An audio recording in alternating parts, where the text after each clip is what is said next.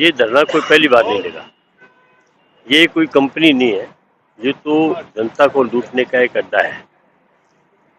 यहाँ जो भी लोन लेने आता है उसको पूरी तरह से निचोड़ते हैं, उसके डॉक्यूमेंट जमा कराते हैं, उसके पट्टे जमा कराते हैं, और जब वो लोन अपना पूरा कर देता है तो कानून है कि विद इन 50 डेज उनको 15 डेज उनको जो है एनओसी देनी पड़ती है। ये उनको एनओसी नहीं देते। अभी हमारे पास 8 आदमी आ चुके हैं जिनके पट्टे यहाँ जमा है, एनओसी यहाँ जमा है, और कईयों का तो ये है कि उन्हीं पट्टों मतलब एक बार लोन लिया, आगे इन्होंने और किसी को भी लोन उठवा दिया। इनके पास जवाब कोई नहीं। जब पूछा भी आप इनको क्यों नहीं देते, क्या हमारे कोई आती ही नहीं, वो तो जयपुर से आती है।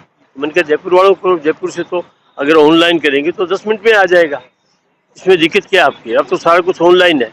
पर ये किसी के नहीं सुनते, ये लूट के अड्डे हैं और लगातार जनता को यहाँ लूटा जा रहा है। उनको न एनओसी मिलती है, न उनके पट्टे मिलते हैं, पट्टों का ये मिसयूज करते हैं, एनओसी उनको देते नहीं ताकि वो दूसरी जगह कहीं लोन नहीं ले। और बार बार कह रहे हैं तो इस पे लोन ले ले, दोबारा ले ले, हमसे तीसरी बार ले ले। वो कहता है मैं तो पहले ही आपके यहाँ फंस के, और बिल्कुल मेरे पास अब कुछ नहीं बचा, मेरे को आप ये मेरी एनओसी दे दो ताकि मुझे आप बाद में परेशान नहीं करो। वो एनओसी नहीं दे रहे। इसके खिलाफ अभी भारतीय कम्युनिस्ट पार्टी मार्क्सवादी सुबह से धरने पे बैठी है। प्रशासन भी कह रहा है, पुलिस भी कह रही है कि धरना उठा लो। हमने कहा हम तो धरना देना ही नहीं चाहते, आप हमें जो पीड़ित है उनके साथ न्याय करो, उनके डॉक्यूमेंट दिलवाओ, उनके एनएसओ दिलवाओ, और हम उसी वक्त खड़े हो जाएंगे। पर दिन भर वार्ता चलती रही, कोई नतीजा नहीं निकला था।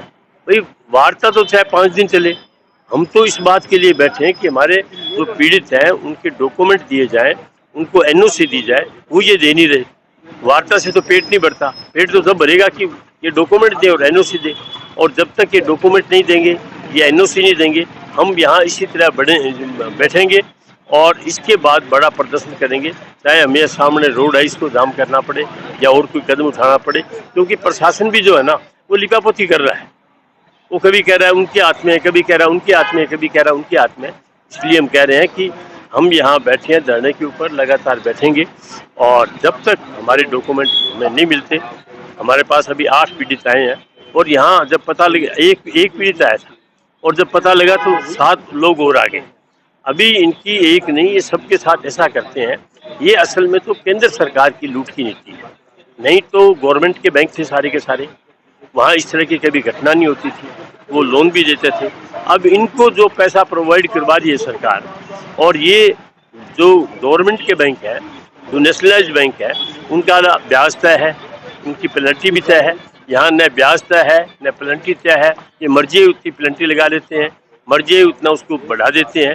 तो ये लूट के केंद्र असल में मोदी जी ने शुरू किए थे, और इसलिए किए थे कि पैसा जनता को बांट के चुनाव के वक्त और चुनाव जीता जा सके। और ये सारी कंपनियां मोदी जी को जो है वो पैसा देती हैं। चुनाव में देखा है, इलेक्ट्रॉनिक बोर्ड के जरिए भी कंपनियों ने भी उनको पैसा दिया, उनको तमाम बड़ी बड़ी कंपनियों ने पैसा दिया है। तो जिन्होंने मोदी जी को पैसा दिया है, भारतीय जनता पार्टी को पैसा दिया है, वो पैसा वसूल तो इसी तरीके से करेंगे, जनता को लूट के करेंगे।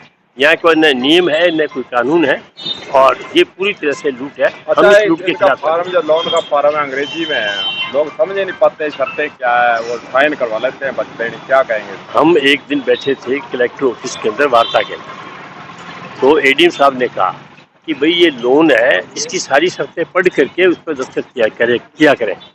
तो कलेक्टर साहब ने कहा मैंने लोन लिया, मैं उन सबको नहीं पढ़ पाया। तो आप ये बताओ कि सारे की सारी जो है उनकी इतनी तो बारीक अक्षर है, और 50% की तो तस्मा लगी हुई है, वो उनको पढ़ नहीं पाते। और अंग्रेजी मैं BLLB हूँ, मैं उस अंग्रेजी को नहीं पढ़ पाता। तो आम नागरिक अंग्रेजी को कैसे पढ़ेगा? न उसको शुद्ध हिंदी में करते हैं, न उनको बड़े उनके वो जो है बड़े अक्षरों में करते हैं। तो ये इसलिए करते हैं कि किसी को पता ही नहीं चले कि इसमें क्या लिखा हुआ है, और जो लिखा हुआ है वो जो इनके ग्राहक हैं, जो उपभोक्ता हैं, उनकी मौत होती है। तो क्या धरना चलेगा? बिल्कुल, जब तक डॉक्यूमेंट नहीं देंगे हम यहाँ धरने पे बैठेंगे, और धरने पे नहीं बैठेंगे, इसके बाद हम जो है इस बात को आगे तक बढ़ाएंगे, चाहे हमें रोजगार रोकना पड़े या और कोई आंदोलन करना पड़े, वो करेंगे। बंद करो, भ्रष्टाचारियों के